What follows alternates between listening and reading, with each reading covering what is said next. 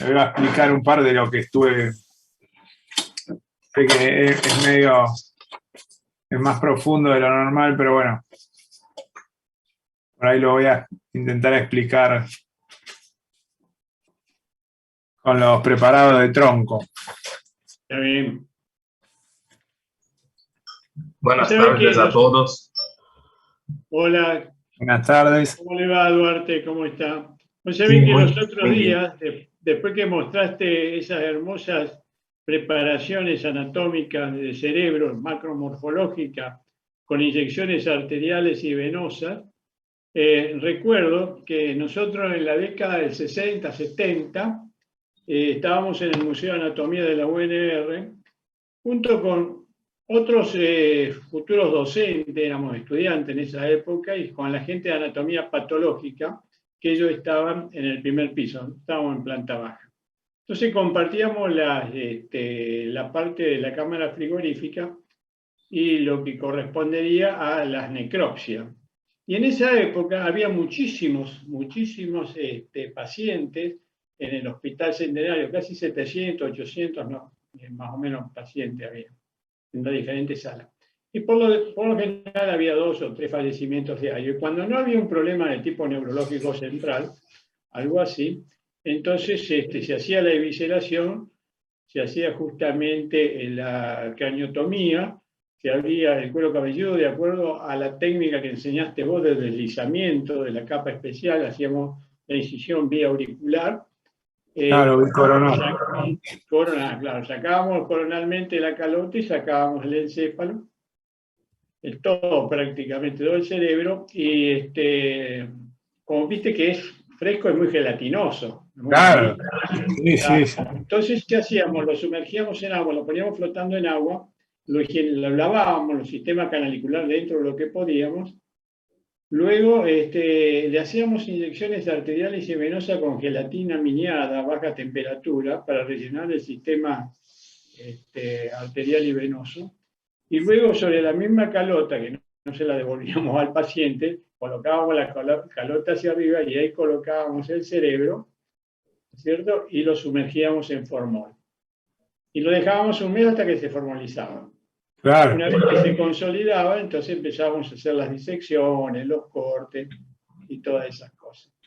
Eso se continuó durante mucho tiempo hasta que hubo un momento en el cual ya hubo disposiciones de que las necropsias se empezaban a cancelar, no se hacían tan frecuentemente, disminuyó la cantidad de pacientes que habían y que fallecían, pero era una época donde teníamos mucho material. Y quedó mucho de ese material en el Museo de Anatomía. Después, porque no se sabía qué le pasaba al paciente, también se hacía, porque querían saber qué había pasado. Bueno, justamente la necropsia es eso, justamente, ¿no? Para ver cuál es la causa de muerte. Hoy con los estudios que hay no hace falta. No, casi. Por supuesto, no se necesita. No, pero nosotros en Buenos Aires y en Rosario también lo hicimos.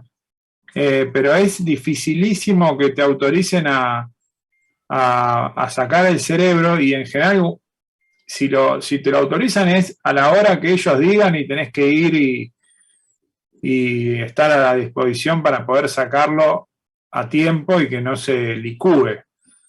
Claro, por supuesto. Y como usted dice, Doc, una cosa también importante era con la arteria, las 2 arterias carótidas y lo dejábamos flotando, colgado de la arteria carótida, para que el cerebro no se apoye en ningún lado y no quede plano, así tenía bien la forma. Claro. Y como usted dice, se deja un mes. Y la otra técnica que usamos, que yo lo voy a mostrar hoy, es la técnica de Klingler, que es, luego de formalizado, digamos, llevarlo al freezer, digamos, a bajas temperaturas, y ahí se hace, digamos, el líquido que está interfascicular se dilata, digamos, y uno puede estudiar las fibras. Y así fue como también se estudió por mucho tiempo la parte de fibras, que ahora ya ya no tampoco se hace tanto porque tenemos tractografía, tenemos otros estudios para estudiar fibra, pero digamos, todo eso lleva mucho trabajo y como usted dice, tiene que estar a disposición rápido para poder sacar el cerebro, si no ya se pierde la forma, se licúa y no. Sí, se deforma todo y no sirve prácticamente. Sí, no sirve. Sí. Nosotros inclusive hacíamos, cuando ya estaban formalizados, hacíamos cortes y lo incluíamos en plástico transparente. Entonces quedaba una placa con el corte en el interior. Claro. Si fuera una tomografía, digamos, pero con placa. Claro. Entonces eso se podía utilizar, los alumnos lo usaban, no se rompía el material, tenía bastante duración. A veces se caían y se rajaban, pero eso se podía reemplazar y sustituir. Y era un buen recurso de material. Lo que pasa es que después dejó de venir material y inclusive las donaciones de cadáveres que teníamos, muchas veces, por supuesto a través de la parte jurídica y demás, que venían individuos que hacían su donación de su cuerpo en vida. Luego, cuando fallecía, lo íbamos a reclamar, parece que la disposición de la familia tiene más valor la palabra en vivo que la voluntad, y nunca conseguíamos el material cadavérico. Totalmente. A diferencia de lo que pasó en España, tú te acuerdas, y estuviste, que en España el tema de la muerte, con lo que se refería al servicio, al sepelio y al traslado y a la inhumación y esas cosas, era muy oneroso. Entonces mucha gente no quería dejarle esa deuda a la sucesión o a los deudos. Entonces, ¿qué hacía? Donaban en vida su cuerpo, suponete 2.000 euros. Bueno, le daban los 2.000 euros y él se lo usaba para lo que él quisiera en vida. O sea, vendía su cuerpo en vida y lo utilizaba. ¿Qué ocurrió? Ocurrió que había tanta gente que hacía eso, que la escuela de medicina y la facultad dijeron, basta, no queremos más, porque tenemos tantos cadáveres que no sabemos dónde colocarlos. Claro. Y ahí se revirtió todo. Se ve que es muy caro, digamos, todo lo que es un servicio de sepelio, inhumación y demás. Entonces, gente que no tenía recursos, por supuesto, y aprovechaban. Las facultades y las universidades hicieron eso durante mucho tiempo. Y después, por supuesto, se dejó de lado, ¿no? Una vez que se abarrotaron de material. Y había para estudiar y analizar todas esas cosas. Sí, eso sería perfecto. Y bueno, los mejores lugares ahora de enseñanza de neuroanatomía para neurocirugía son los lugares que tienen mucha disponibilidad de preparados para laboratorio. Claro. Y casi un montón de neurocirujanos viajan. Había uno en Sao Paulo, en Brasil, que ahora también por una disposición de leyes se cerró, que era el laboratorio de Evandro de Oliveira, que ahora están con muy poco material por también una legislación, pero por mucho tiempo casi todos los neurocirujanos argentinos viajaron a Brasil a hacer los cursos, porque la calidad de los preparados era buenísima. Así que...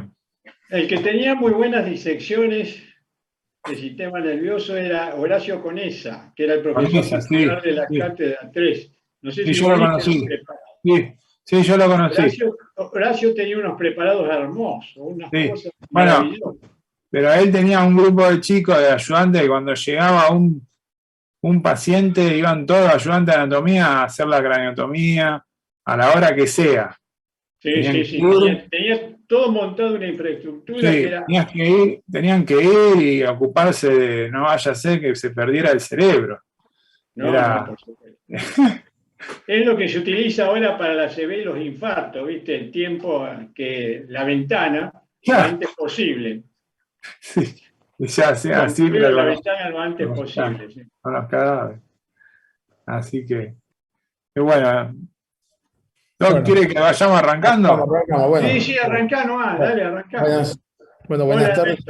Hola, buenas tardes a todos. Profesor Luis Márquez, profesor Barrovecchio, alumnos. Bueno, estamos ya en la cuarta clase magistral que hemos venido dando en este tiempo de anatomía. Son las 2 clases magistrales que va a dar el doctor Luis Márquez, el profesor Luis Márquez. Para los que estuvieron el miércoles pasado, el profesor dio todo lo que era configuración externa y agregó la parte de vascular del sistema nervioso central. Y el día de hoy vamos a ver todo lo que es la parte de configuración interna del sistema nervioso central.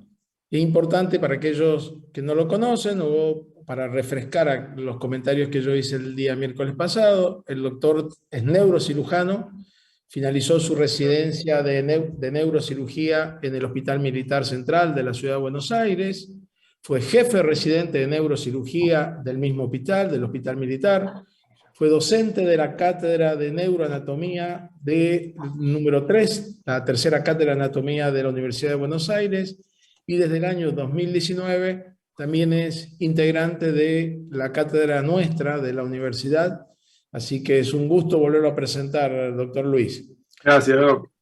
Así que a disposición de, como hicimos la otra vez, como aquellos que estuvieron presentes, el profesor no tiene ningún inconveniente en cortar en algún momento si algo no se entiende bien, así que les sugiero, vieron que utilizamos muchas veces el chat, pueden levantar la mano y para que el doctor vuelva a expresar o hacer algún comentario de algo que no se entienda o que no logren entender. Así que queda entonces la cátedra en esta. La idea es que justamente puedan participar también los estudiantes y lógicamente tener la posibilidad de escuchar al doctor Luis Márquez para nosotros es un gusto y un honor. Doctor Luis. Gracias, doc. No les molesta que apague la cámara, ¿no? Porque así anda mejor. Perfecto. Ahí está. Ningún inconveniente, al contrario.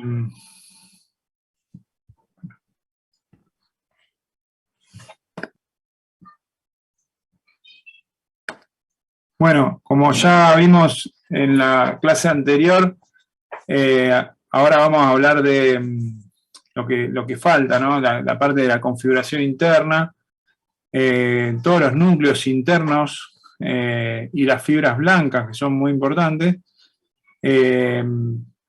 Y vamos a también mostrar algunos procedimientos que tienen mucho que ver con todas estas estructuras, y bueno, también la parte del sistema ventricular que había quedado pendiente.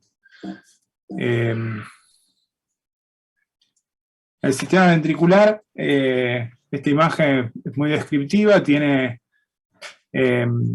es el lugar donde se genera el líquido cefalorraquídeo, digamos, en los plexos coroideos que están dentro de este sistema ventricular, en todos los ventrículos, en los ventrículos laterales, en el techo del tercer ventrículo y en la parte lateral del cuarto ventrículo hay plexos coroideos. Como pueden ver, hay dos ventrículos laterales que son los más grandes y extensos, que tienen prolongaciones frontales, prolongaciones occipitales y prolongaciones temporales o mesiales, que se llaman.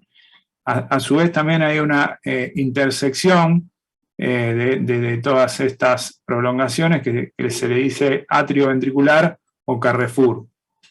A su vez, estos ventrículos laterales se comunican al tercer ventrículo a través de dos forámenes, que son los forámenes de Monro, que para que entiendan esos forámenes, los límites son importantes porque, digamos, el fornix, que es una estructura que después vamos a ver, digamos, forma parte de ese límite de estos forámenes.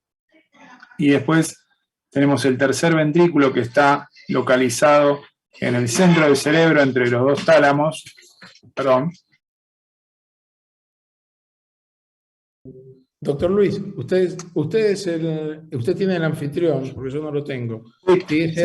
Si te fijas al final abajo, a ver, me hago cargo yo es para bloquear los que a veces alguien ingresa sin querer. Deme un no, pero fue mi hija. Ay, perdón. Que que me coló un... No hay problema.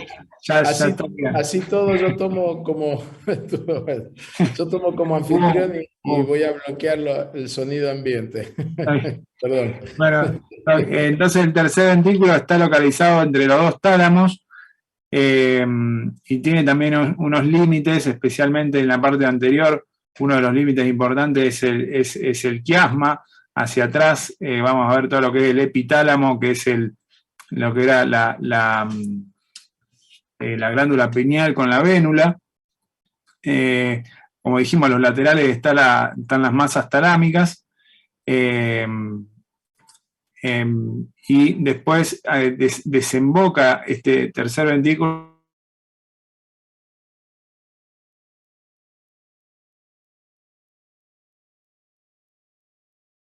Profe, perdón, pero no se escucha. Está muteado. Hola, ¿no se escucha, profe? El micrófono está cerrado.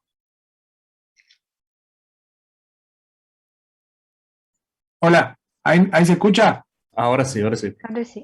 Perdón. No, que decía que el tercer ventrículo, los límites importantes, van a ver que hay una parte posterior que está limitada por todo lo que es el epitálamo, que es la glándula pineal con la vénula. La parte anterior está delimitada por el quiasma óptico y también por la comisura blanca anterior.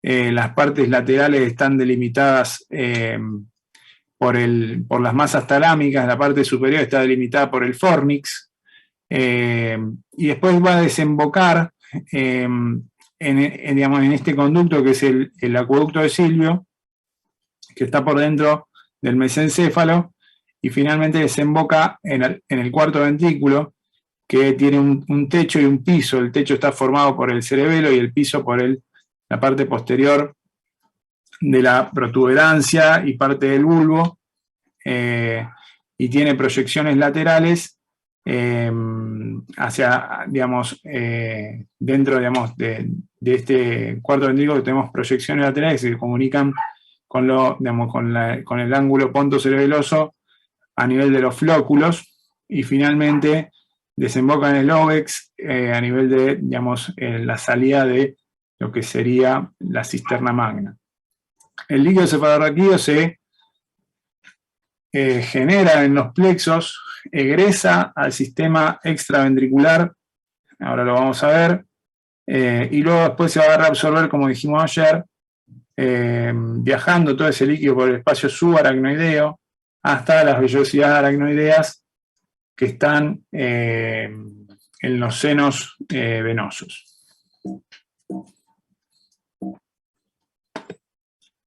Si uno viera el cerebro, digamos, también lo podemos proyectar así. Acá está otra imagen. Y si lo viéramos de frente, también lo podemos proyectar así. Acá tenemos los ventrículos laterales con las prolongaciones frontales, las prolongaciones temporales, el tercer ventrículo y el cuarto ventrículo. Esto es lo que les comentaba de las proyecciones laterales del cuarto ventrículo. Y acá vemos cómo están localizados los plexos coroideos. De alguna manera están en el piso de los ventrículos laterales y están en el techo del tercer ventrículo, atravesando el foramen de Monro, y después en el cuarto ventrículo. Todo esto se genera líquido en este lugar. El líquido egresa por los forámenes de Luschke y Magendie, y el líquido empieza a circular por la parte externa del cerebro, por el espacio subaracnoideo, y finalmente se va a reabsorber en las vellosidades aracnoideas. Ese líquido pasa al sistema torrente venoso, y como yo les decía, este líquido es muy importante porque es un ultrafiltrado de la sangre, que sirve de nutrición al cerebro y también de detoxificación del sistema nervioso, o sea que es muy importante.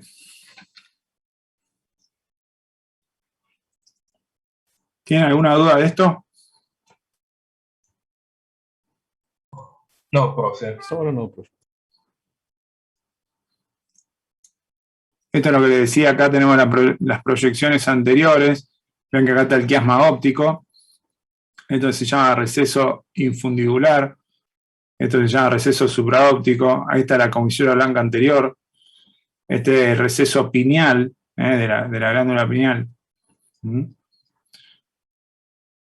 Otra cosa importante, otro reparo importante es que el techo de los ventrículos laterales está formado por el cuerpo calloso, para que tengan en cuenta. Y si ustedes tuvieran que decir cuál es el techo del tercer ventrículo, es el fornix.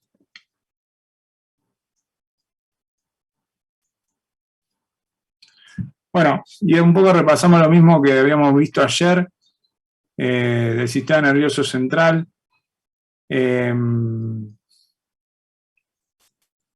Esto ya lo vimos en el día de ayer. Y bueno, estas divisiones filogenéticas del encéfalo.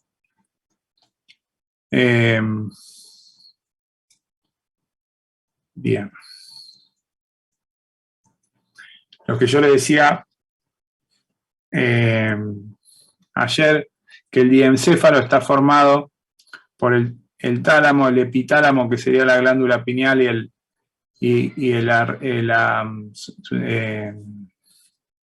la comisura venular, el hipotálamo y el subtálamo. Ahora lo vamos a ver.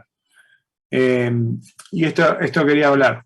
El mesencéfalo tiene 3 partes, para que ustedes entiendan. Tiene un tectum o techo, un tegmentum y el pedúnculo o el pedúnculo cerebral.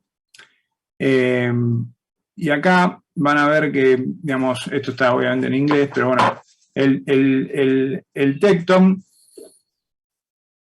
sería toda este es el mesencéfalo, un corte mesencefálico, y digamos, el tectum o techo sería esta parte, el tegmentum sería aproximadamente desde el acueducto hasta lo que es la sustancia negra, que es esta sustancia que está acá, y el pie o pedúnculo sería toda esta región.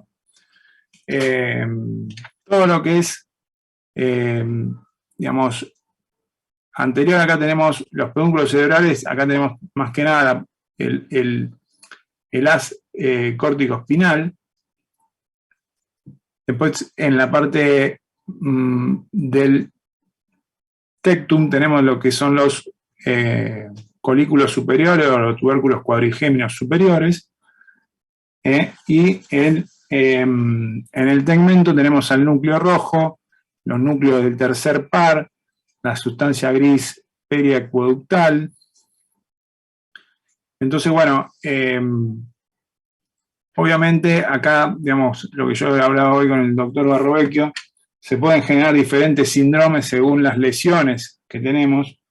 Por ejemplo, una lesión en el pie, o sea, en el pedúnculo, se llama síndrome mesencefálico ventral, y da un síndrome que se llama síndrome de Weber. Eso lo puede dar, por ejemplo, una compresión en el mesencéfalo o una isquemia una isquemia arterial de la arteria comunicante posterior, y en general se va a presentar con una hemiplegia y paresia facial, o sea, una hemiplegia con paresia facial y con un tercer par completo, porque, digamos, afecta al haz córtico espinal y al tercer par en su egreso, digamos, desde acá. Por ejemplo, en cambio, un síndrome mesencefálico dorsal, que es también conocido, que se llama síndrome de Parinot, que puede darse a veces por hidrocefalia, por dilatación de este acueducto, o por tumores pineales que pueden afectar acá.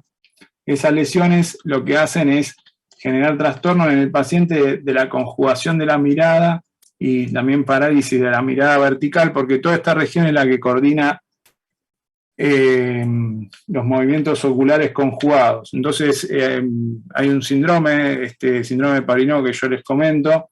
El paciente no puede mirar para arriba y tiene un síndrome que se llama signo del sol naciente, donde el paciente no puede, digamos, tiene los ojos siempre para abajo, no puede llevarlos para arriba. Y después hay otro síndrome que se llama síndrome del tegmento mesencefálico, que es el síndrome de Benedict, que ahí también podemos tener un tercer par completo, porque el núcleo del tercer par está acá, y también acá ya se afectan el lemnisco medio, que digamos es toda la sensibilidad táctil profunda, y también al afectar el núcleo rojo nos puede dar ataxia o corea o atetosis. También puede dar algún síndrome cerebeloso por la afectación de los haces cerebelosos. Entonces, hay tres posibles lesiones que se pueden, obviamente, combinar cuando lesionamos acá. Esto está bueno que ustedes lo aprendan de esa manera con los síndromes para acordarse de la estructura. En lo que es la protuberancia, también hay síndromes protuberanciales. Nosotros teníamos que había una región anterior que estaban todos los núcleos del puente, que es la parte donde el haz córtico-espinal se divide en múltiples fibras y se conectan con distintos núcleos y a su vez recibe información del cerebelo. Y hay toda una parte, esa es la parte más anterior y ventral, y hay una parte más lateral y posterior, que es la parte más, donde viajan las fibras sensoriales, de termoalgesia, el espinotalámico y los cordones posteriores. Entonces, bueno, también se han descrito síndromes, o sea, si uno tiene una lesión más que nada en la parte anterior de la protuberancia, se da un síndrome alterno, donde tenemos que puede estar dado, por ejemplo, por lesiones de arterias colaterales de la arteria basilar. ¿Se acuerdan que la arteria basilar se localizaba acá en el medio, en el surco basilar, y daba ramas prepontinas? Cualquier lesión, por ejemplo, de esas ramas, podría dar un síndrome protuberancial, digamos, medial, en este caso, y en general cursan con, ustedes se acuerdan que a este nivel, a nivel de protuberancial, egresaban por adelante el séptimo par y el sexto par craneal en el bulbo, en el surco ponto-vulvar. Y bueno, pueden tener un síndrome alterno porque tenemos una lesión homolateral del facial y una plejía brachiocrural contralateral. Entonces, por eso también todos los síndromes isquémicos en el tronco se le dicen, digamos, se pueden producir este tipo de síndromes, son síndromes alternos. En cambio, si tenemos una lesión más lateral del tronco, se produce un síndrome protuberancial lateral, por ejemplo, puede estar dado por una isquemia en la arteria aica. Ahí podemos tener alteraciones de tipo ataxia, digamos, alteraciones de las fibras cerebelosas, alteraciones de la sensibilidad termoalgésica, combinadas también con alguna plejía de pares craneales, por ejemplo, el par facial o el sexto par. Para que ustedes entiendan, todos los núcleos se acuerdan del facial y del sexto par, están más cercanos al piso del cuarto ventrículo. Esto que se ve negrito acá es el locus ceruleus, que es un núcleo, es el principal núcleo noradrenérgico del tronco.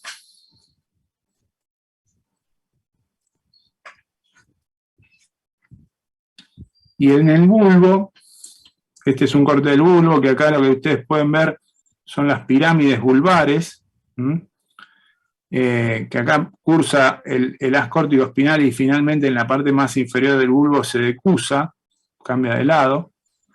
Esto que ven acá es la oliva vulvar. Y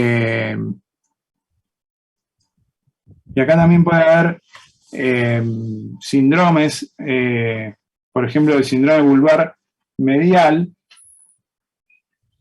que es en general por la oclusión de la arteria espinal anterior, que se acuerdan que era rama de la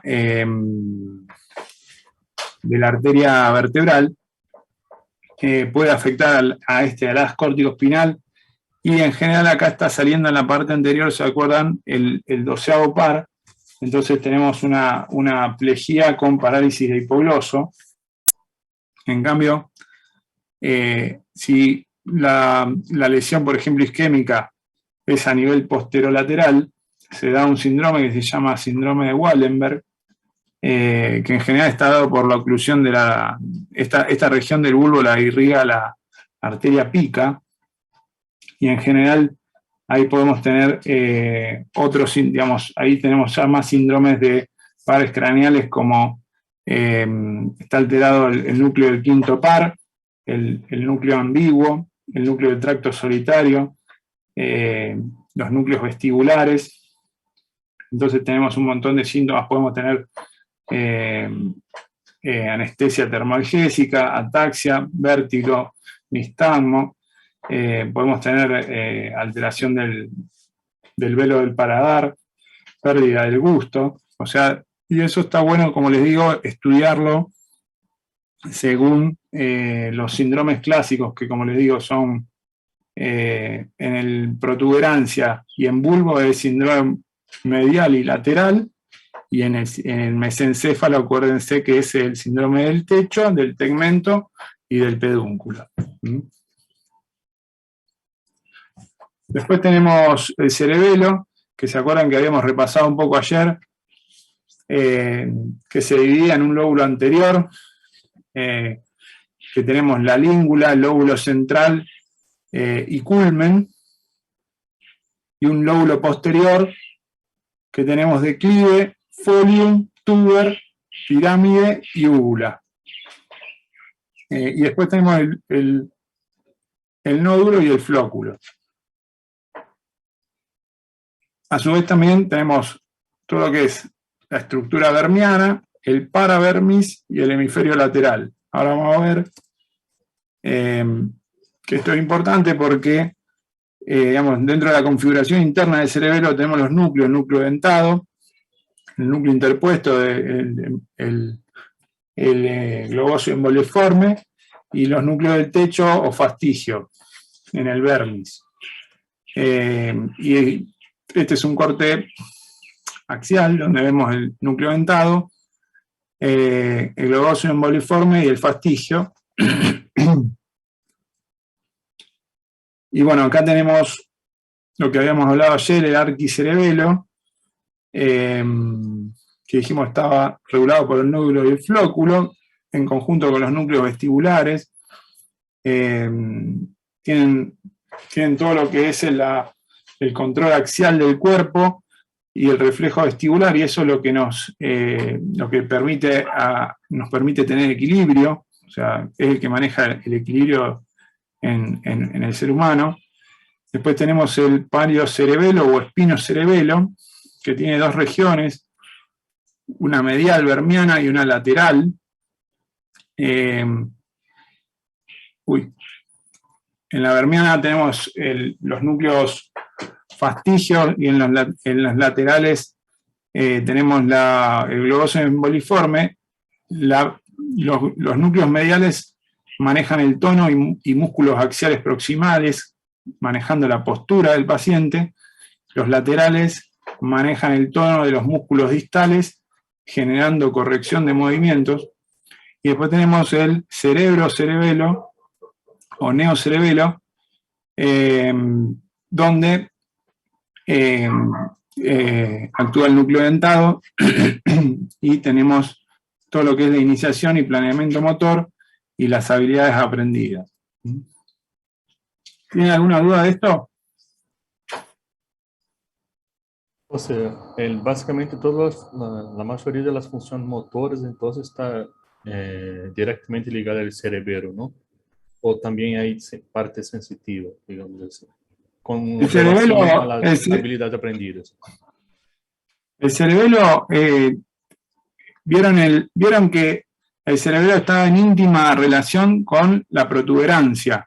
Filogenéticamente, la protuberancia es como un puente entre el cerebro y el cerebelo, y ahí todas las fibras que van bajando y digamos también subiendo, entran en contacto con estos, con fibras que van al cerebro y modulan toda esta información.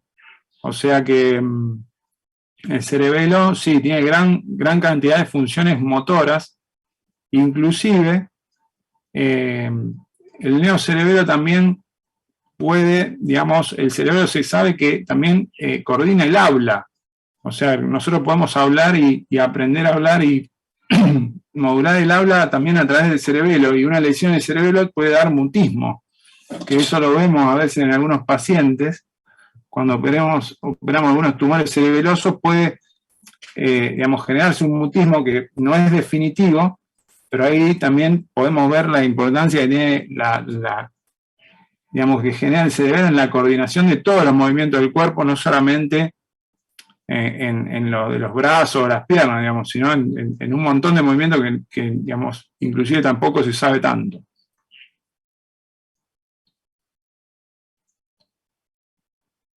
Bueno, y ahora vamos a hablar del núcleo central del cerebro, que como lo pueden ver, se encuentra por debajo de los ventrículos laterales, o digamos lateral, digamos, sería lateral y por debajo de los ventrículos laterales.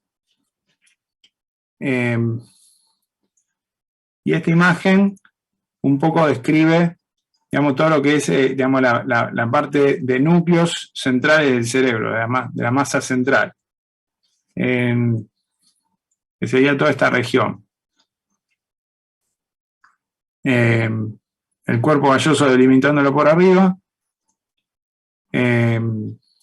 las ínsulas hacia los laterales, y acá podemos ver todo lo que estamos hablando. Tenemos el cuerpo galloso, el tálamo, este es el fornix, que habíamos dicho que era el techo del tercer ventrículo, el núcleo caudado, que forma parte de la cara lateral de los ventrículos laterales, la cápsula interna, que es, digamos, un gran haz de fibras que va a descender a los pedúnculos cerebrales, digamos, parte de la cápsula interna va a descender a los pedúnculos cerebrales, pero digamos, es toda una capa de fibras donde sube y baja información. Y lateral de la cápsula interna tenemos el putamen, el globo pálido, que tiene dos regiones, globo pálido externo y globo pálido interno. Esto que vemos acá es el nervio óptico seccionado, la amígdala, esto es el hipocampo, y por fuera del putamen tenemos la cápsula externa, otro núcleo, otra parte de sustancia gris que se llama claustro, la cápsula extrema y la ínsula. Esto que vemos acá es la fisura silviana, que se acuerdan que si uno abría la fisura silviana, encontraba la ínsula, que era otro lóbulo más del cerebro, era el lóbulo del cerebro que estaba escondido.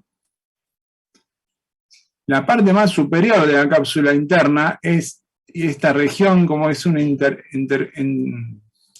región de sustancia blanca, donde se entrecruzan un montón de fibras, algunas que van bajando, otras van subiendo, otras van cruzando desde el cuerpo calloso. Esta área se llama corona radiada, y es importante que lo sepan, está por arriba de la cápsula interna.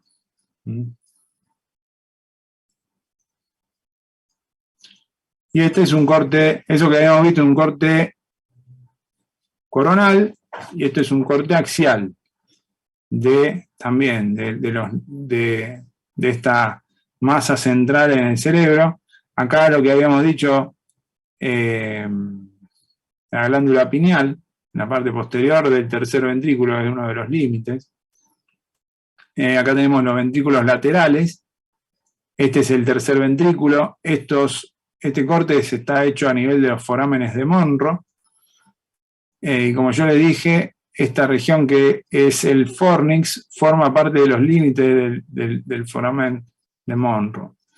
Esta es la parte del atrio ventricular o Carrefour, y estas son las prolongaciones occipitales. Esto es el lóbulo occipital, visto desde el lado interno. ¿Se acuerdan que acá estaba la fisura calcarina? Y acá también podemos describir los núcleos. El núcleo caudado, como dijimos, formaba parte de la digamos, de la cara lateral de la prolongación frontal de los ventrículos. El cuerpo calloso, el fornix, de vuelta, la masa talámica, la cápsula interna, que en este caso la ven que es como está curvada, tiene una rama anterior, una rodilla y una prolongación posterior. El globo pálido interno y el globo pálido externo, que forman están lateral a la cápsula interna, el putamen, la cápsula externa, el claustro, que es una laminita de sustancia gris, y la cápsula extrema, y finalmente la corteza insular. Este dibujo yo lo superpuse, o sea, este es un dibujo que está superpuesto acá, para que entiendan que esto es muy importante que se acuerden. En la rodilla de la cápsula interna está todo el haz córtico vulvar, o sea, toda la información motora para todos los núcleos motores de los pares craneales están en la rodilla de la cápsula interna, que está acá. Y inmediatamente posterior, en el brazo posterior, está el haz córtico espinal, o sea, cualquier región que afecte la rodilla o el inicio de la parte posterior de la cápsula interna va a generar grandes secuelas motoras en el paciente. Eso no quiere decir que la cápsula interna sea solamente importante esto, sino que acá está solamente la parte motora. Después para atrás tenemos la parte sensitiva, y de acá tenemos la parte anterior, tenemos todos los haces frontotalámicos, frontopontinos, tenemos fibras visuales, auditivas y sensitivas en la parte posterior.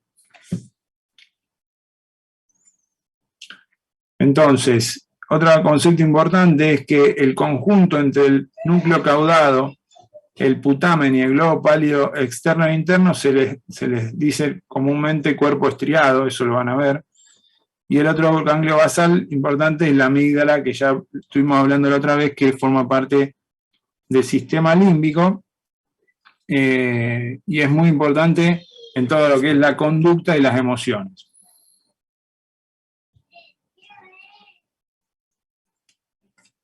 Como ya dijimos antes, el diencéfalo está formado por el tálamo, el subtálamo, que son núcleos que están por debajo del tálamo, el hipotálamo, que son núcleos que están laterales en la prolongación inferior del tercer ventrículo, y el epitálamo, que dijimos que era la glándula pineal y la vénula. La vénula, no van a encontrar mucha información sobre ella, pero se sabe que forma parte, la glándula pineal se sabe que tiene que ver con la parte del ciclo sueño-vigilia, con la generación de melatonina, y la vénula tiene que ver con el circuito de recompensa. Ya se sabe eso. Y esta es una configuración, es cómo se configuran en el cerebro estos ganglios basales. Ven que el putamen está por fuera, el núcleo caudado y la amígdala.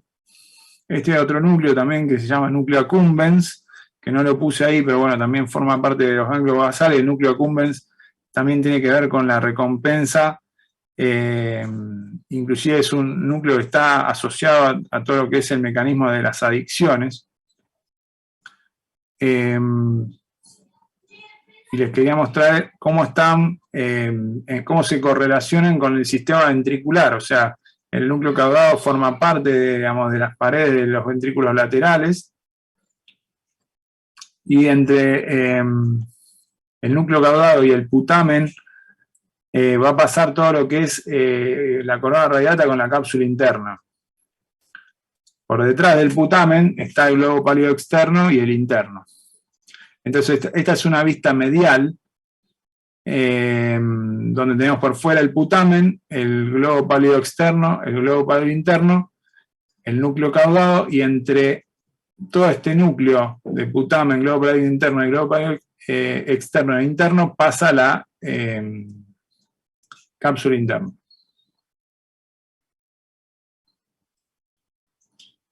y acá estaría el tálamo. El tálamo está también por dentro, formando, digamos, uno de los límites de la cápsula. Esta es una imagen muy linda del tálamo, que yo se las quería explicar. El tálamo es el principal centro de aferencia, y yo creo que un gran centro de control en el cerebro, y tiene un montón de funciones, no solamente, o sea, uno siempre habla de tálamo y piensa que es a donde llega toda la información sensorial, y no es así. El tálamo tiene una gran comunicación con el sistema límbico a través de su núcleo anterior. Hay un tálamo lateral que se le dice tálamo motor, que es el núcleo ventral anterior, ventral intermedio. Estos núcleos, como ven, se comunican con el globo pálido y la sustancia negra, y también se comunican con el cerebelo para modular los movimientos. Y también, para que ustedes sepan, el BIM, que es el núcleo ventral intermedio, como tiene comunicación en el cerebelo, es el principal núcleo donde se generan lesiones para control del temblor en algunos pacientes. O sea que ven que el tálamo tiene, digamos, no solamente funciones sensitivas. Después está el núcleo ventral posterolateral y posteromedial, que acá sí llega toda el haz espinotalámico lateral y medial, el haz espinotalámico al núcleo ventral posterolateral, y la información del trigémino llega o sea, toda la sensibilidad de la cara llega al núcleo ventral posteromedial. Después los núcleos posteriores. Por ejemplo, el pulvinar es el núcleo donde llega toda la información visual, ahí se procesa. Primero llega al cuerpo geniculado lateral a través de la cintilla óptica. La visión llega al cuerpo geniculado lateral, y en el núcleo pulvinar está la parte, digamos, también se generan asociaciones, y al cuerpo geniculado medial llegan la información acústica. Y finalmente hay una parte asociativa con los núcleos, con el núcleo intermedio del tálamo. O sea que ven que el tálamo tiene muchos tipos de función. ¿Tienen alguna duda de esto?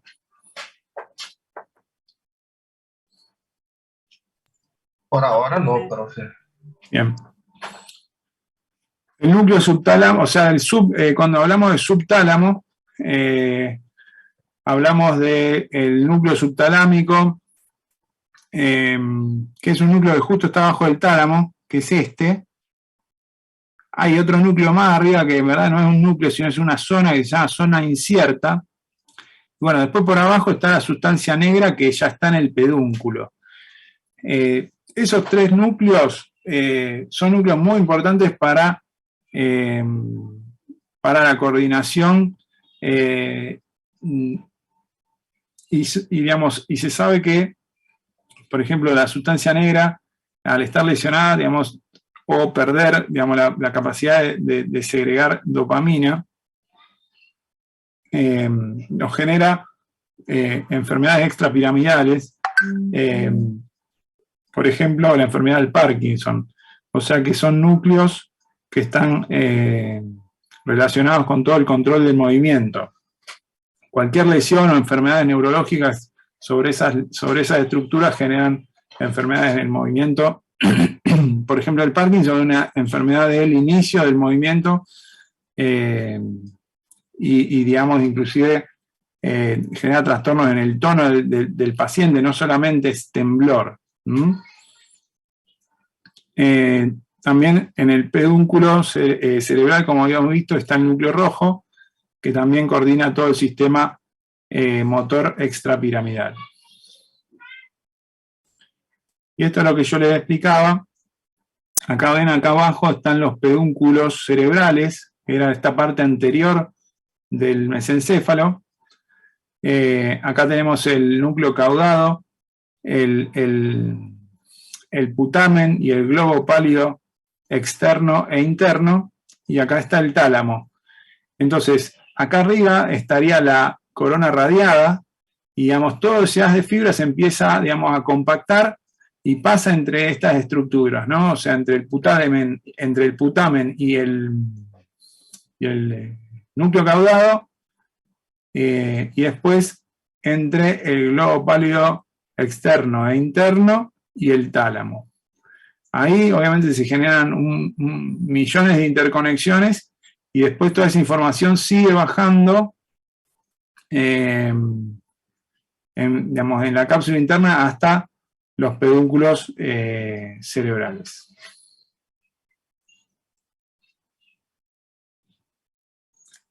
Y bueno, y acá un poco este no es un dibujo para que lo entiendan, porque es difícil, pero bueno, todo el sistema extrapiramidal, digamos, estas son las principales interconexiones. Ven la sustancia negra con el núcleo caudado, el núcleo subtalámico y el globo pálido, inclusive también, como dijimos, con núcleos talámicos, son los que, digamos, manejan todo el sistema extrapiramidal para el movimiento. Voy a hacer un impasse y voy a explicar un poco qué es la estereotaxia. Este aparato que ven acá es un marco estereotáxico, y la palabra estereotaxia es poder tocar un objeto en el espacio, digamos, es la localización tridimensional de un objeto en un espacio determinado, y hoy en día este es el aparato que se usa para llegar a ciertas localizaciones en el cerebro de manera muy precisa, casi sin error, digamos, y lo que usa es un sistema de coordenadas para poder llegar. Obviamente primero se hacen imágenes del paciente, y digamos, nosotros después podemos calibrar este marco para poder llegar a una lesión, ya sea para tomar una muestra de tejido, o por ejemplo lesionar un núcleo en el cerebro, o simplemente para llegar a un tumor que quizá queremos sacar para que nos guíe. Entonces, bueno, este es un sistema que se maneja con isocentros, o sea que el marco tiene ya un isocentro que es como una zona central, y después nosotros vamos cambiando esas coordenadas para llegar a un punto determinado. Se usan coordenadas del espacio como para otras especialidades, la X, la Y y la Z. La X es el látero-lateral, la Y es el antero-posterior y la Z es la profundidad. Se coloca con anestesia local el marco, el paciente en general está despierto. Se ponen estos cuadrados especiales que se llaman fiduciarios, que permiten después calibrar la imagen que se hace una tomografía del paciente. Se puede fusionar con una resonancia, por ejemplo, donde tengamos una lesión tumoral a la que queremos acceder. Todo eso se puede fusionar, y de alguna manera podemos llegar a una región en específico haciendo mediciones, ya sea artesanales, nosotros la podemos hacer directamente midiendo en el tomógrafo, o hay software especializado para poder directamente llegar a esa lesión. Digamos que la utilización más precisa para todo esto, como les dije, es las enfermedades de los trastornos del movimiento. Por ejemplo, la enfermedad de Parkinson. Digamos, nosotros hoy en día en el sanatorio estamos colocando estimuladores cerebrales que son como marcapasos. Ven acá, por ejemplo, para llegar a un tumor que es líquido, por ejemplo, que tiene un componente líquido, nosotros podemos ingresar, digamos, a través de coordenadas sin lesionar estructuras. Importante a través de la estereotaxia poder drenar, por ejemplo, un quiste, en este caso. Pero también podemos colocar electrodos específicos en núcleos por ejemplo, el núcleo subtalámico, ese que les mostré, es uno de los principales lugares o dianas hoy en día para el tratamiento de la enfermedad de Parkinson. Y también es otro núcleo diana para la enfermedad de Parkinson, es el globo pálido interno, que sería este. Esos son los dos principales lugares donde se ponen estos dispositivos que son como marcapasos cerebrales y permiten mejorar a pacientes que tienen estos trastornos de movimiento que ya son refractarios a la medicación. También se usan en otra enfermedad que es el temblor esencial. Como dijimos, se puede usar un núcleo que es talámico, que es el ventral intermedio, y también en otras enfermedades como la distonía.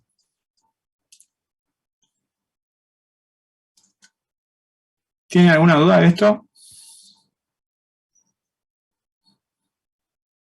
Profe, duda no tengo, pero es muy complejo, ¿no? Sí, Procedimiento. acá este es el núcleo subtalámico, o sea que se deja, digamos, parte de los estimuladores de estos catéteres se dejan en estos lugares o en el globo pálido interno. Esos son los dos principales lugares donde se estimulan con estos estimuladores. Y para los alumnos, no se preocupen, porque Esto no lo van a tomar.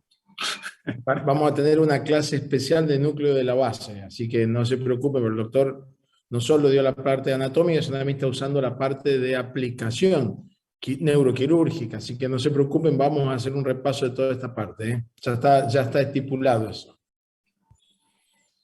Ah, sí. No, yo tengo una duda. Sí, ¿Cómo se ingresa para no afectar ningún núcleo, con ninguna estructura? con el software podés evitarlos, digamos, lo más importante acá es evitar vasos para no generar hemorragias. Con los software podés ver todos los vasos del cerebro y, digamos, de alguna manera generar un trayecto donde tenga el menor riesgo para llegar a esa lesión, a ese lugar. ¿Me explico? Esto que les estoy mostrando acá, otra cosa que se usa cuando se va bajando el electrodo para, digamos, cada núcleo, nosotros tenemos manera de generar un microregistro de cada núcleo. O sea, cada núcleo tiene como, para que ustedes entiendan, una señal de radio distinta. Entonces, esto obviamente lo hace un neurofisiólogo especialista. Fíjense que cada núcleo tiene como una onda, y nosotros podemos saber también, no solamente por lo que nosotros ya marcamos, digamos, sino que también después cuando uno va bajando el electrodo, uno ya lo está bajando a ciegas, pero también hay señales especiales que uno puede buscar para saber que está en ese lugar. Y a su vez, otra cosa que también es importante es que estas cirugías se hacen con el paciente con una mínima sedación. Entonces el paciente se lo hace, digamos, acá se los voy a mostrar, ¿ven? El paciente no está intubado, ¿ven? Está despierto. Y una vez que se baja el electrodo al núcleo específico que uno está buscando, en general el paciente ya se ve una mejoría por la mínima microlesión que hizo el electrodo. ¿Me explico? Entonces esta es una cirugía muy interesante porque es una cirugía vigil, donde uno ya al poner el electrodo, inclusive antes de prenderlo, ya puede ver la mejoría en el paciente. Y así es como quedan los catéteres, ¿ven? Pero acá no se ven los núcleos. Los núcleos los ves con una resonancia muy especializada y, digamos, lo planificás con el marco estereotáxico.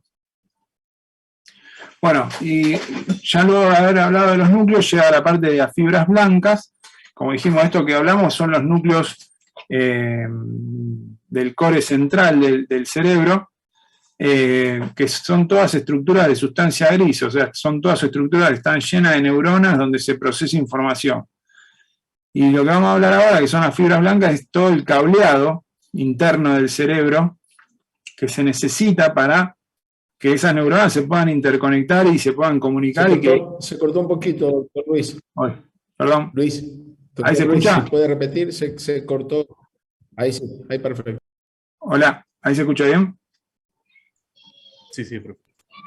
Sí, perfecto. Le digo que las fibras blancas sería como el cableado interno para intercomunicar, ¿no? Toda la estructura externa de la sustancia gris externa del cerebro que se comunica con los Yo núcleos. dejé de escuchar. ¿Los alumnos están escuchando?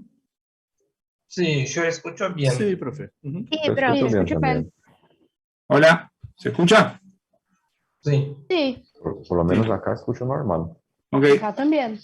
La sustancia blanca entonces sería el cableado interno que tiene el sistema nervioso del encéfalo y que después va a viajar hacia la médula llevando y trayendo información, ¿no? Y lo que le contaba hoy al doctor Barrovecchio, el doctor profesor Joseph Klingler fue el que describió la técnica que le comentaba de congelar el encéfalo para poder estudiar las fibras blancas. Vean, este es un preparado ya congelado, y vean cómo nosotros podemos retirar parte de los giros para ir entendiendo las fibras blancas por capas. Estas fibras que se ven acá más arriba se llaman fibras en U, que comunican un giro con otro giro. O sea, son estas fibras superficiales, van comunicando giros entre diferentes giros, pero después tenemos haces más profundos de comunicación, por ejemplo, estos haces que van como recorriendo desde frontal hasta parietal y luego el temporal. Algunos de esos haces son uno de los más conocidos es el fascículo arcuato, que es el que yo les comentaba que está en el lóbulo dominante y que le intercomunica todo el habla en el paciente. Y bueno, esto, lo que también le comentaba hoy al doctor, cada vez podemos hacer menos disecciones de este tipo para estudiar las fibras y cada vez más se utilizan métodos de imagen. La resonancia tiene una capacidad de poder mover los iones de líquido del cerebro y los mueve en diferentes direcciones, en dirección antero-posterior, en dirección lateral y en dirección supero inferior, y registra, digamos, las modificaciones de ese líquido, cómo se movió. Entonces, ese estudio se llama tractografía, y lo que hace es mostrarnos cómo se distribuye ese líquido entre las fibras, y por ejemplo, todo lo que ustedes ven verde es líquido que se pudo distribuir de manera anterior y posterior. Todo lo que ustedes ven de alguna manera rojo o medio naranja, se está distribuyendo el líquido de lateral, digamos, de un lado al otro, de un hemisferio al otro, y todo lo que ustedes ven azul es el líquido que se pasó, digamos, de la parte más superior del encéfalo hacia abajo. Entonces, uno puede un poco adivinar de que esta estructura que está acá y de donde el líquido se mueve de lado a lado es el cuerpo calloso. ¿Me explico? En su parte más anterior y en su parte posterior. O sea que el cuerpo calloso comunica, digamos, son fibras, millones de fibras que comunican un hemisferio con el otro. Y también uno podría adivinar que las fibras donde el líquido se movió de superior a inferior son parte de la cápsula, ¿no? de los haces córtico-espinales que están bajando, y estas fibras que se movieron de adelante para atrás, muchas veces son fibras que ahora vamos a ver que son los fascículos que comunican unos lóbulos con otros, que se llaman fascículos longitudinales o fronto-occipitales, ahora vamos a ver. Acá en un corte coronal ustedes pueden ver que las fibras que se movieron de arriba, el agua se movió de arriba para abajo, marcan todo lo que es la cápsula interna y los haces córtico-espinales. En cambio, el lateral ven que marcó el cuerpo calloso, y el verde, que va de adelante para atrás, marca fibras de interconexión entre los lóbulos. Sobre eso también se pueden generar imágenes, como estas, donde ven que acá se ven todas las fibras que después siguen por la médula. Y bueno, en conclusión tenemos fibras que se llaman comisurales. Ahí tenemos el cuerpo galloso, la comisura blanca anterior y la comisura del fornix. O sea, son fibras que comunican un hemisferio con el otro hemisferio. Fibras de proyección, por ejemplo, el haz córtico-espinal, el córtico vulvar, los pedúnculos talámicos, vamos a ver, las radiaciones ópticas, las radiaciones auditivas, y el tracto olfatorio, y fibras de asociación que comunican, o sea, estas fibras de proyección comunican el encéfalo con otras estructuras, por ejemplo, con la médula espinal, con los pares craneales. En cambio, estas fibras de asociación que ahora vamos a ver, comunican o un giro con otro giro, o un área cerebral, por ejemplo, en un lóbulo con otro lóbulo.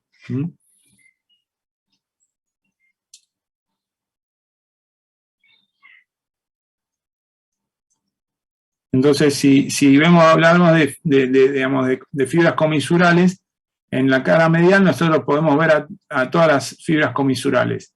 Tenemos el cuerpo galloso, la comisura blanca anterior y la comisura del fornix. Esas serían las estructuras que permiten la comunicación de un lado al otro.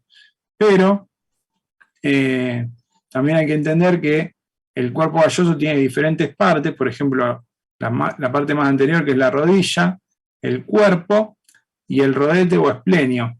Y digamos, obviamente de la rodilla salen proyecciones hacia la parte más anterior del frontal. Estas proyecciones se le denomina forceps menor. Tenemos fibras callosas superiores e inferiores, que acá no están. En el esplenio tenemos otras fibras más, que tenemos hacia los lóbulos occipitales, que es el forceps mayor, y hacia los lóbulos temporales, que se le denomina tapetum, o fibras tapetales. Después, en la comisura blanca anterior, que es un tracto que, como les dije, está en la parte más anterior del tercer ventrículo, específicamente comunica, es una gran comunicación entre los dos lóbulos temporales, desde adelante hacia atrás, y especialmente también comunica toda la región de la amígdala. ¿Tienen alguna duda de eso?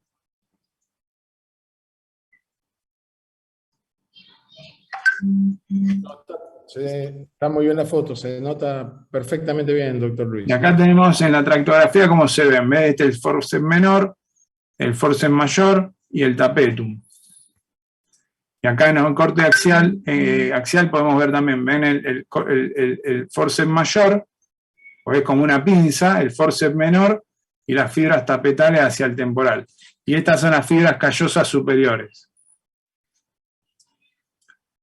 Esta es una tractografía de la comisura blanca anterior, cómo comunica los dos temporales en su parte anterior y más posterior también.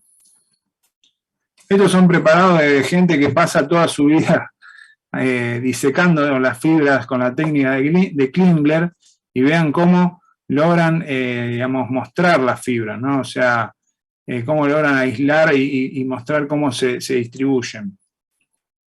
Pero bueno, todo esto sería forceps mayor, esto que se ve acá, forceps menor, y bueno, acá, a ver si se ve, no.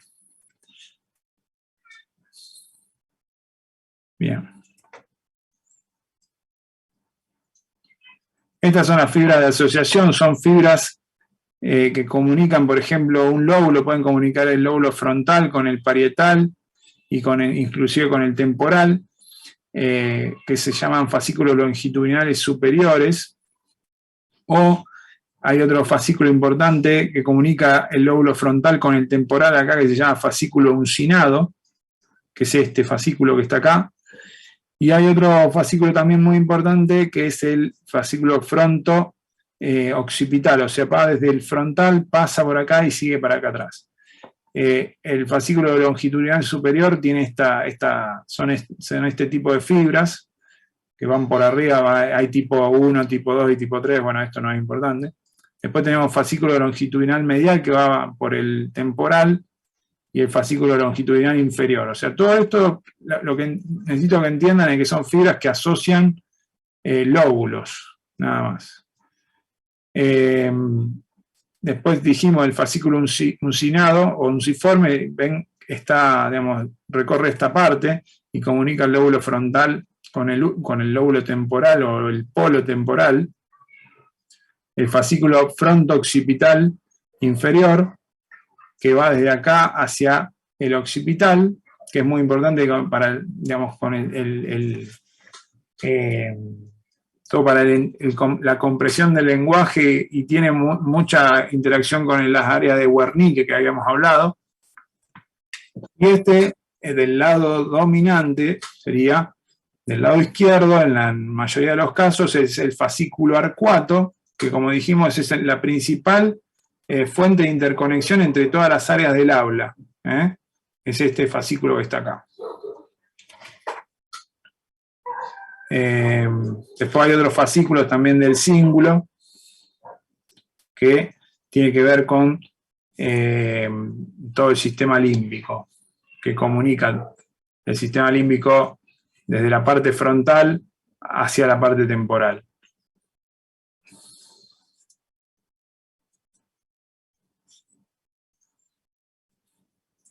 Esta es una tractografía del fascículo arcuato. Y este sería el fascículo arcuato. Que están todas mezcladas las fibras, obviamente, ¿no? Este es el fascículo fronto-occipital, que ven que va desde adelante y termina en el lóbulo occipital. Este es el fascículo unciforme. Bien. Ven, este acá está disecado, esto igual obviamente es una disección impresionante, pero bueno, acá muestra cómo sería el fascículo arcuato en el lado izquierdo del cerebro. Y las fibras de proyección son las fibras que dijimos que van desde la corona radiata y van a pasar por la cápsula interna. Vean, este sería, digamos, la parte más medial en general es la parte del haz córtico espinal, porque va, digamos, de la parte anterior al surco central, digamos, esto sería toda la parte eminentemente motora, digamos, de las fibras, pero digamos que estas fibras de proyección, digamos, que van a terminar, digamos, pasando a los pedúnculos cerebrales y hacia la médula.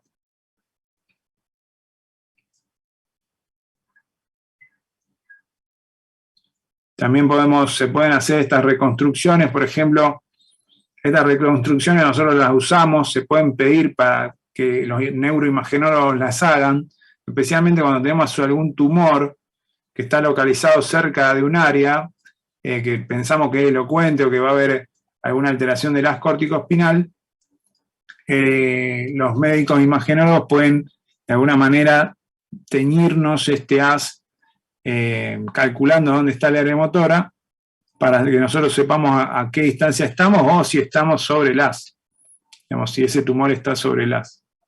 ¿Tienen alguna duda de esto?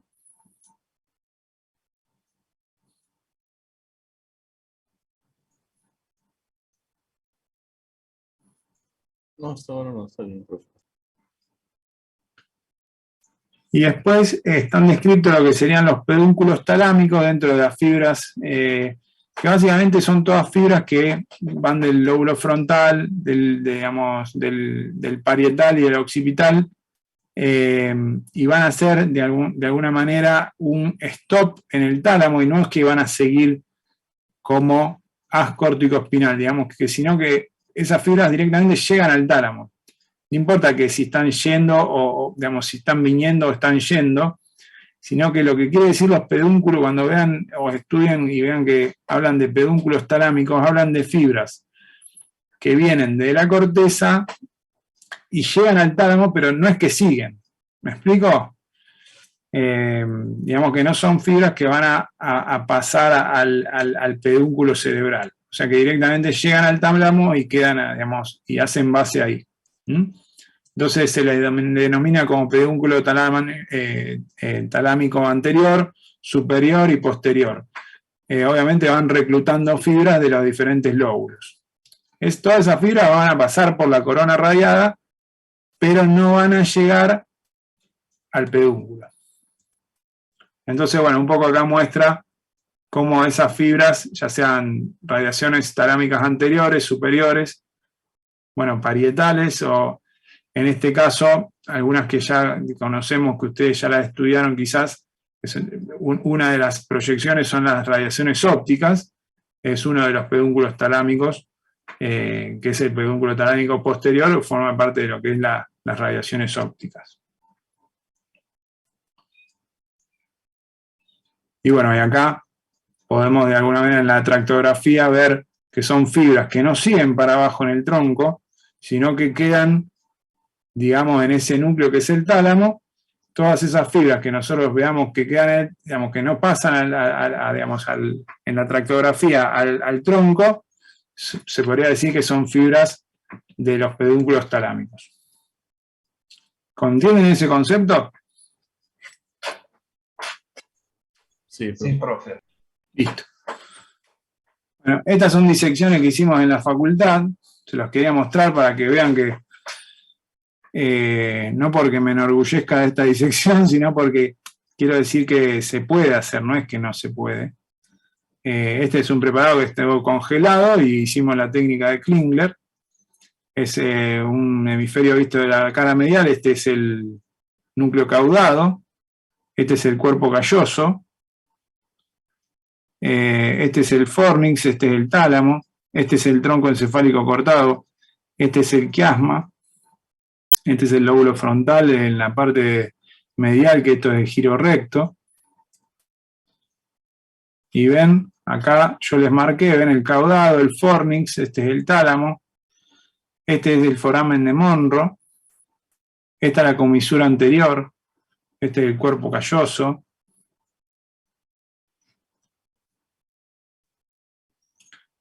Y si uno quita el caudado, si uno lo va sacando, lo que nos empezamos a encontrar son las fibras de los pedúnculos talámicos. O sea, todas son estas fibras que están más pegadas al tálamo, que no van a seguir hacia el tronco. Entonces, digamos que esa corona radiada que está llegando, digamos, a nivel del tálamo, o en la parte lateral del putamen y de los lobos pálidos, o sea, si la vemos del lado medial, todas estas fibras serían pedúnculos talámicos, porque no van a seguir hasta abajo, sino que van a hacer base en el tálamo. ¿Entienden eso? Sí, profe. La parte anterior, media y posterior, ¿no? Claro. Entonces, digamos, a ver si les puedo mostrar.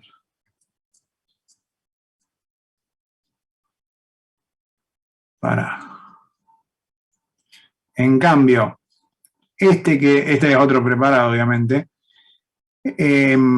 Las fibras de la corona radiada que van por dentro, digamos, del globo pálido de este lado, son fibras de la cápsula interna más de las fibras de proyección, porque la parte que está pegada las fibras laterales son las que no van a, digamos, en menos medida van a ser base en el tálamo. Son fibras que con más frecuencia van a pasar a los pedúnculos. Eso a mí me costó entenderlo, pero bueno, se los quería contar porque me tomó un tiempo.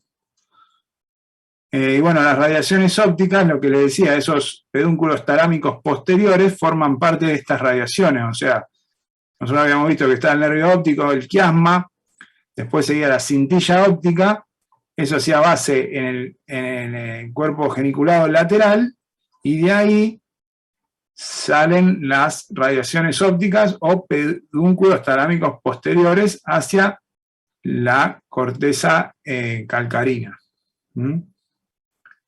Y esas radiaciones ópticas tienen tienen un orden. Ven que la radiación óptica va por adelante del ventrículo, del asta temporal del ventrículo. Entonces, nosotros es como que está invertida la imagen en la parte posterior del occipital. Estas fibras, que son superiores en la corteza occipital, van a ser las que nos van a permitir ver los campos inferiores. En cambio, estas fibras inferiores, temporales, van a llegar a la parte inferior de la corteza calcarina y nos van a permitir ver los campos superiores. Entonces, esto para nosotros en neurocirugía es importante porque, por ejemplo, si nosotros tenemos un tumor que está en el lóbulo temporal y tenemos que ir a sacarlo, por más que sea en la parte más anterior del lóbulo temporal, nosotros le tenemos que explicar al paciente que puede ser que el paciente pierda esta parte de la visión y que va, en este caso, va a ser una cuadrantopsia superior. ¿Se entiende eso? O sea, como si el paciente va a perder como si fuese la visión periférica superior. Claro que, por ejemplo, si nosotros tenemos un tumor que llega hasta la parte más de la mitad del lóbulo temporal, ya puede ser que estén afectadas estas fibras, que en general van a ser las que, digamos, van a ser las fibras de la corona radiada, de la parte inferior, que va a llegar a la corteza calcarina en su parte inferior, y que si ustedes después ven el libro van a ver que esta parte les va a permitir ver al paciente los campos, digamos, superiores contralaterales. Entonces, esta es una relación anatómica importante para saber. Digamos que no es uniforme la corona radiada. Bueno, esto es un dibujo que muestra. Y esta es una tractografía. Ven que la corona radiada, las fibras inferiores, llegan mucho más anteriores que las superiores. Una correlación importante porque cualquier lesión a ese nivel puede generar déficit en los campos visuales. Y esta es una disección también muy linda que se ve cómo llega la cintilla óptica al cuerpo genicular o lateral y después de ahí salen las fibras de las radiaciones ópticas. Y este loop que dijimos que llega más anterior tiene un nombre que se llama loop de Meyer. Loop de Meyer. Y ven que dice pedúnculo talámico posterior. O sea, no le dice... O sea, ya, digamos, el pedúnculo talámico posterior es sinónimo de corona radiada.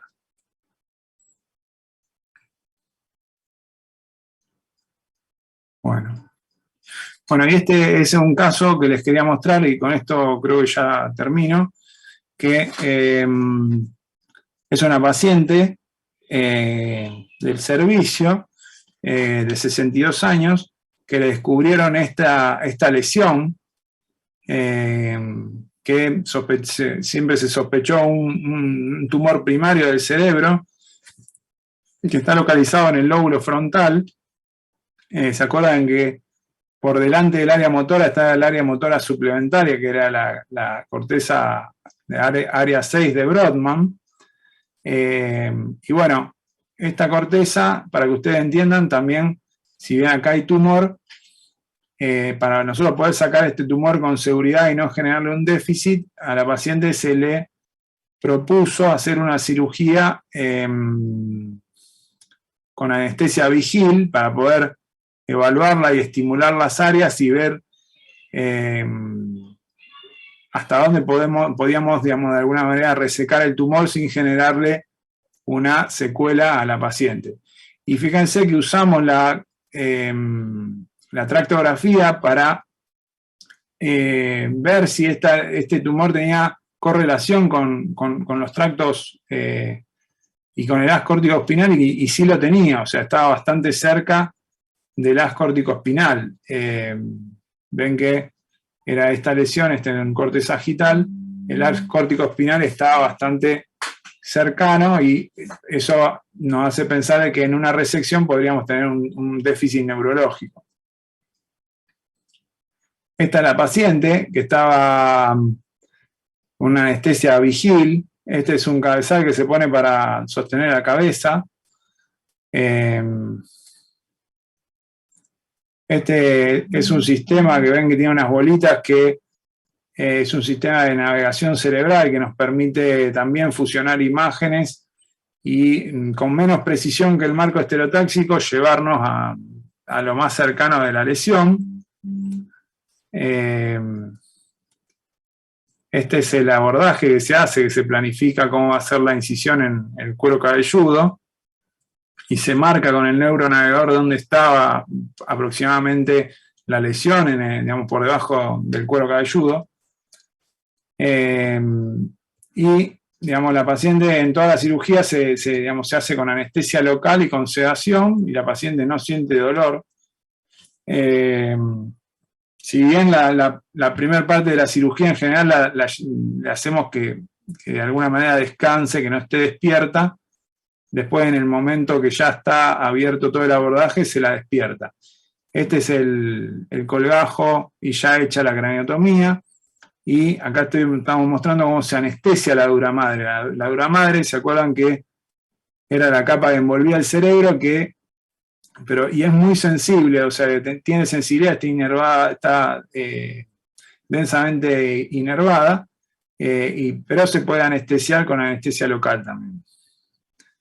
Este ya es el abordaje realizado y con unos electrodos especiales nosotros podemos identificar perfectamente cuál es el surco central o surco de Rolando, y podemos saber que por delante de ese surco de Rolando está el área motora, y de alguna manera de esa manera poder respetarla. A la paciente se le hacen varios test durante la cirugía. Acá ven, este lápiz es el lápiz con el que estimulamos el cerebro, y esta región que estamos estimulando acá era la región que yo les comenté ayer, que era el área de Broca, o córtex motor laríngeo, y digamos, la paciente cuando está despierta, la hacemos hablar y la estimulamos, la estimulamos y la paciente en ese momento deja de hablar, entonces ya sabemos que esa es el área motora del habla.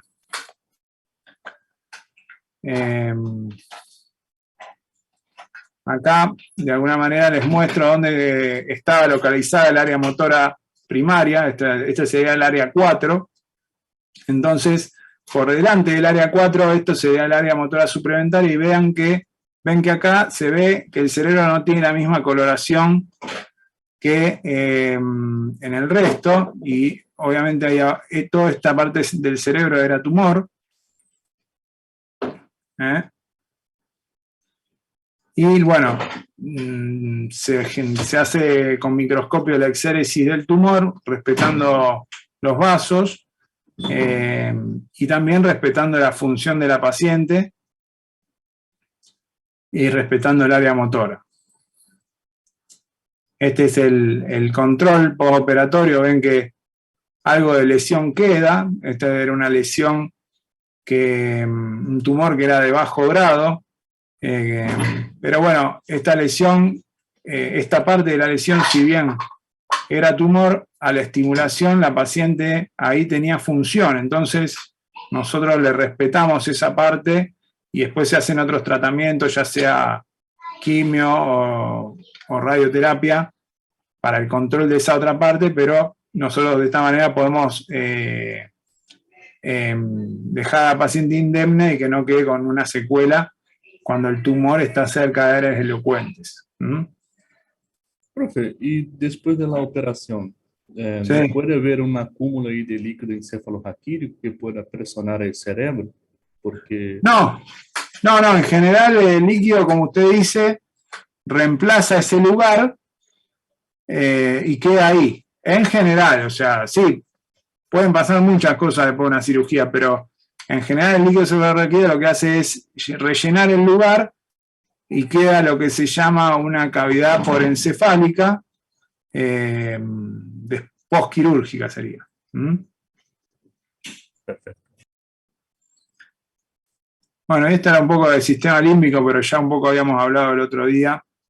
Pero bueno, el sistema límbico, yo lo que es importante que ustedes sepan que tenemos dos partes, una parte anterior y una parte posterior. La parte anterior que la dan las amígdalas, con la comisura blanca anterior, con el rinencéfalo, que es el sistema olfatorio, y con la parte frontal y con los lóbulos frontal anterior y con la parte anterior del cíngulo, que eso, su principal función es, como yo les decía, la parte conductual y las emociones, y por ejemplo, las emociones como el miedo, la ira,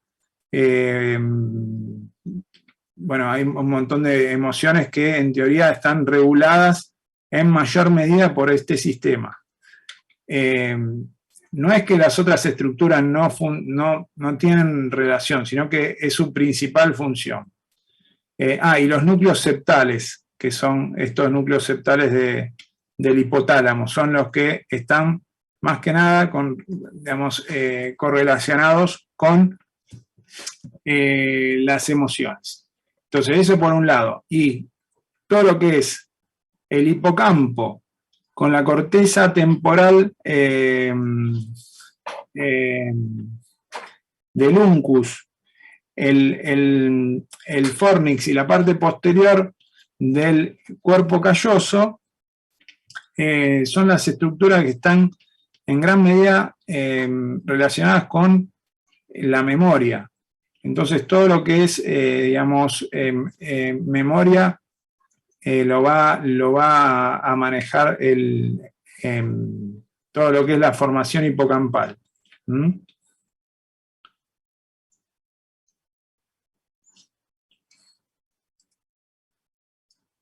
¿Tienen alguna duda, chicos?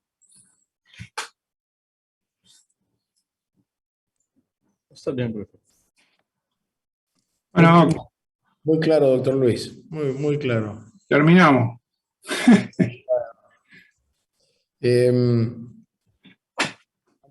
Antes que nada, básicamente comentarle a los alumnos que lo mismo que dijimos el día miércoles, esto es para que ustedes tengan una visión global de lo que vamos a ver en este mes en forma detallada, área por área. Así que es muy importante que tengan todo este concepto que vertió el doctor Luis, para que después cuando empecemos a tocar tema por tema, ustedes puedan ir compaginando y analizándolo. Es lo que siempre sucede, ¿no? Como lo dije la otra vez, ver las cirugías, ver la programación, ver la utilidad de la anatomía, que es la forma de dar moderna la anatomía, que la anatomía aplicada es fantástico. Me acuerdo también que en la institución, hace un tiempito, tuve oportunidad de estar viendo uno de estos procedimientos, y me acuerdo, el doctor Luis se va a acordar, de un paciente que tocaba el violín. El clarinete. El clarinete era. Entonces, en el quirófano se lo hacía tocar y ahí sabíamos, se veían los neurocirujanos que eso afectaba la lesión tumoral. La verdad que impresiona, ¿eh? Miren que uno está en el quirófano permanente, pero cuando uno entra y ve un paciente que tiene craniotomía y está despierto, realmente impacta, ¿eh? Les aseguro que es una experiencia extraordinaria desde el punto de vista del logro científico. Calculen que se necesita un anestesiólogo especializado en esto. Sí. Porque no todos los anestesistas tienen esta capacidad. Hay que hacer un entrenamiento especial porque toda una parte de la cirugía el paciente está dormido. En el momento crucial lo despiertan, utilizan unas medicaciones especiales en el cual el paciente tiene algo de percepción de lo que las indicaciones que le da el neurocirujano, el equipo, pero lógicamente no está sedado, está tranquilo el paciente. Y después sí. dormir después. Así que el equipo del de anestesiólogo. El neurofisiólogo, porque todos esos estímulos que se colocan en las piernas, en los brazos o en distintas áreas faciales, se necesita un neurofisiólogo. Se necesita un programador para que haga toda la planimetría de dónde ingresar con ese arco especial. El arco, sí, sí. Y por supuesto se necesitan los neurocirujanos, que vieron que son 3 o 4, vieron en el equipo, ustedes en la foto. Es todo y se opera de a varios porque es cansador y realmente si uno tiene que hacer uno de estos procedimientos solo es mucho estrés. Realmente, como dice Ernesto, cuanto más grande, en estos casos que es tan complejos, son equipos grandes de personas y realmente es una tarea en equipo, ninguna más importante que otra. Para que los alumnos se den una idea, esto hace 5 o 10 años atrás era prácticamente impensado. Si se hacía cirugía estereotáxica, como lo explicó el doctor, es hacer un pequeño agujerito en el cráneo, pasar una sonda, y eso es la famosa cirugía del Parkinson, que en el momento que tocan algunos núcleos específicos de la base, el paciente está temblando y de golpe ¡pac!, deja de temblar, es inmediato. Sí, eso es impresionante. Esta es una cirugía que ya tiene algunos añitos y que, bueno, lógicamente en todos los centros importantes neuroquirúrgicos se hace, pero tener un paciente despierto en un quirófano realmente es impactante. Se le hace toda una evaluación también psicológica al paciente, porque no todos los pacientes pueden. Hay pacientes que ya se sabe que van a tener miedo o que, bueno, no lo quieren hacer y, bueno, hay otras alternativas. No es que sí o sí hoy en día solamente se puede hacer con eso. Y así que en eso también influyen, tenemos psicólogos. Después, algo muy importante es que hoy en día, cuando a un paciente le dicen que tiene un tumor de cerebro que puede llegar a ser maligno, el paciente también quiere decidir, se puede decir, mira, yo no quiero perder esta capacidad. Y ese fue el caso del chico con el clarinete, o sea, porque no es que le hicimos tocar el clarinete porque queríamos verlo cómo lo tocaba, sino que la condición para operarse fue, yo quiero salir de la cirugía, no me importa si salgo con más tumor o hay que dejar tumor, pero no quiero perder esta capacidad. Entonces, así ya operamos a un par. Uno fue el clarinete, otra chica que hacía canto lírico, la operamos también hace poco y bueno, ella tuvo que cantar.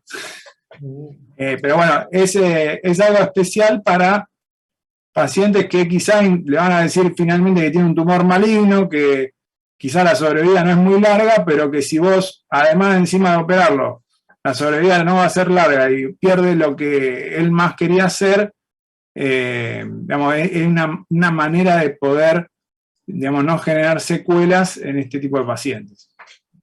Vieron muchas imágenes que mostró el doctor de que, en definitiva, si uno lo analiza, el cerebro está todo conectado. Todos los lóbulos están conectados por esas fibras de asociación. Entonces, cuando uno saca un sector del cerebro, tengan en cuenta de que se puede afectar otras áreas.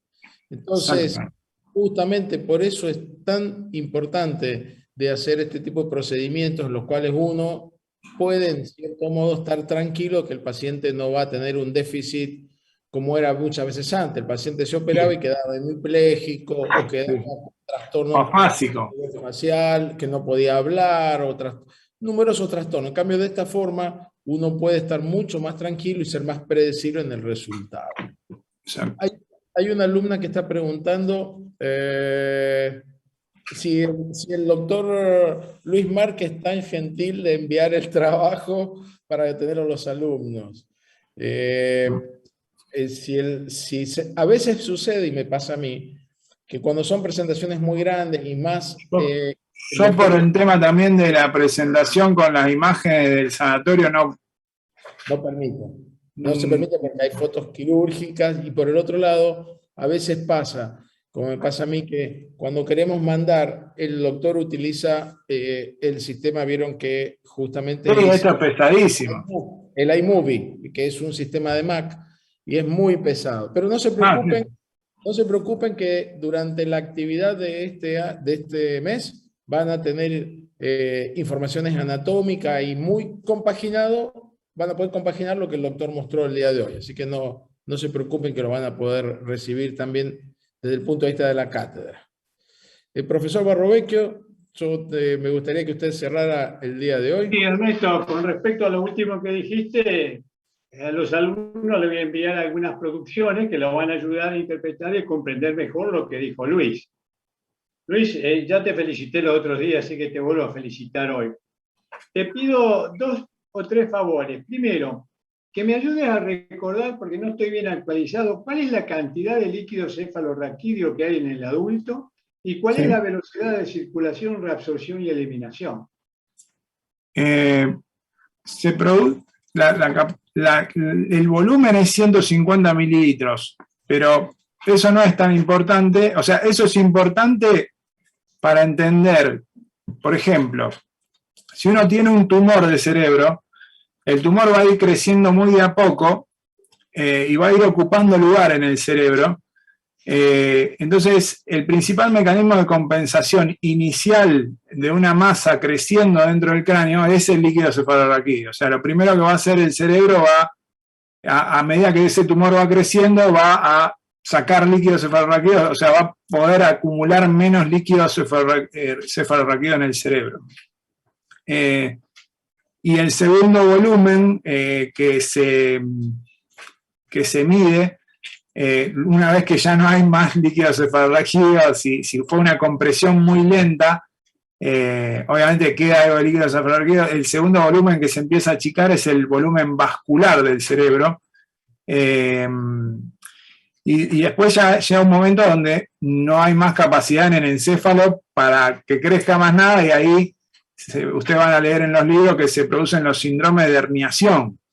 El síndrome de herniación mesencefálica, o sea que los hemisferios y los lóbulos temporales quieren intentar pasar por la hendidura de Bichat que habíamos hablado y comprimen el encéfalo, o quieren atravesar el foramen magno y hacen una herniación vulvar.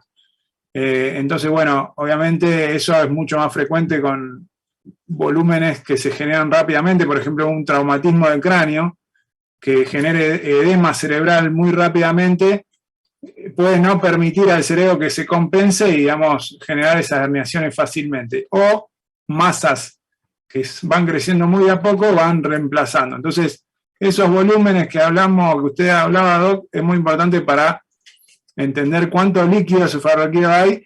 Pero bueno, después nosotros el otro valor que comentamos siempre es el volumen de producción diario, que es 500 mililitros por día.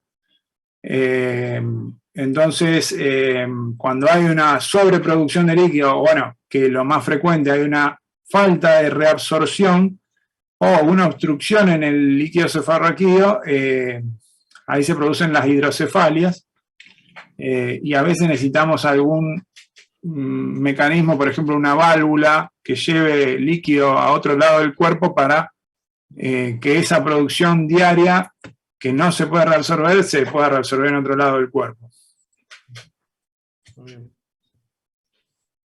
Bueno, profesor. Gracias, Luis. Otra pregunta que te quería hacer.